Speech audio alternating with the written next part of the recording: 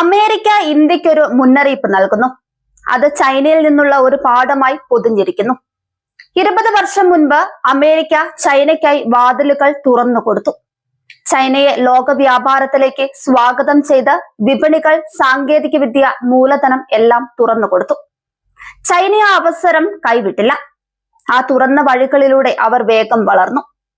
American ആധിപത്യത്തിന് ശക്തമായ എതിരാളിയായി മാറി. ഇപ്പോൾ വാഷിംഗ്ടണിൽ നിന്ന് പറയുന്നത് ഇതാണ്: ചൈനയോട് ചെയ്ത തെറ്റ് ഇന്ത്യയോട് ആവർത്തിക്കില്ല. ഈ വാക്കുകൾ പറഞ്ഞത് അമേരിക്കയുടെ ഉന്നത ഉദ്യോഗസ്ഥനായ Christopher ലാൻഡോ, deputy secretary of state, ന്യൂഡൽഹിയിൽ റൈസിന ഡയലോഗിൽ. അദ്ദേഹം വളച്ചൊടിക്കാതെ നേരിട്ട് പറഞ്ഞു, ഇന്ത്യ മനസ്സിലാക്കണം, ചൈനയോട് 20 വർഷം മുൻപ് ചെയ്ത അതേ തെറ്റുകൾ നിങ്ങളോട് ആവർത്തിക്കില്ല.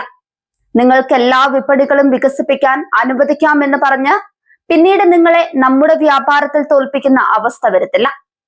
അതായത് അമേരിക്ക ഇന്ത്യയുമായി സഹകരിക്കാൻ തയ്യാറാണ്, പക്ഷെ അതിന്റെ നിബന്ധനകൾ അമേരിക്ക തീരുമാനിക്കും.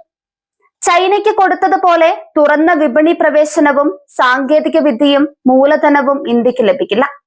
ഇന്ത്യ വളരുകയാണെങ്കിൽ അത് അമേരിക്കയ്ക്ക് വലിയ എതിരാളിയായി മാറിയാൽ നിയമങ്ങൾ കർക്കശമാക്കും. ലാൻഡോ വ്യാപാരത്തിൽ മാത്രമല്ല നിന്നത്.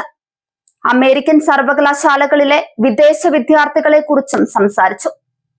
ഇന്ത്യയിൽ നിന്നുള്ള വിദ്യാർത്ഥികളാണ് അവിടെ ഏറ്റവും കൂടുതൽ.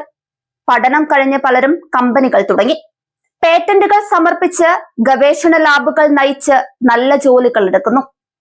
ഇന്ത്യൻ കഴിവുകൾ അമേരിക്കയെ വളരെയധികം സഹായിച്ചിട്ടുണ്ട്. നവീകരണത്തിലും സമ്പദ് വ്യവസ്ഥയിലും വലിയ സംഭാവന. എന്നിട്ടും ലാൻഡോ ചോദിക്കുന്നു, നമ്മുടെ വിദ്യാഭ്യാസ സ്ഥാപനങ്ങളിലെ സീറ്റുകൾ അമേരിക്കക്കാർക്ക് പകരം മറ്റുള്ളവർ എടുക്കണോ?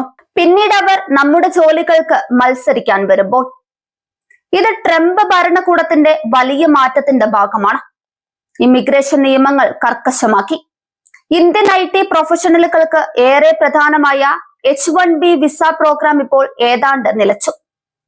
ആയിരക്കണക്കിന് ഇന്ത്യക്കാർ അനിശ്ചിതത്വത്തിലാണ്. എന്നിരുന്നാലും രണ്ട് രാജ്യങ്ങളിലെയും ഉദ്യോഗസ്ഥർ പറയുന്നത് ഇന്ത്യ അമേരിക്ക ബന്ധം ശക്തമാണെന്നാണ്. കച്ചവടം വർദ്ധിച്ചു. ട്രംപിന്റെ പഴയ ഉയർന്ന തീരുവകൾ ഒഴിവാക്കി. പ്രതിരോധ ബന്ധങ്ങൾ ആഴത്തിലാണ്.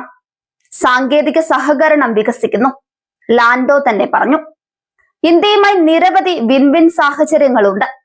പക്ഷേ അടുപ്പമെന്നത് സുഖകരമായ ബന്ധമല്ല. വാഗ്ദാനങ്ങൾ ഉണ്ട്, എന്നാൽ അടിത്തറയിൽ ചില പരിമിതികളും അഭിപ്രായ വ്യത്യാസങ്ങളുമുണ്ട്. ഈ ആഴ്ചയിലെ വാക്കുകൾ ഒരു ഓർമ്മപ്പെടുത്തലാണ്.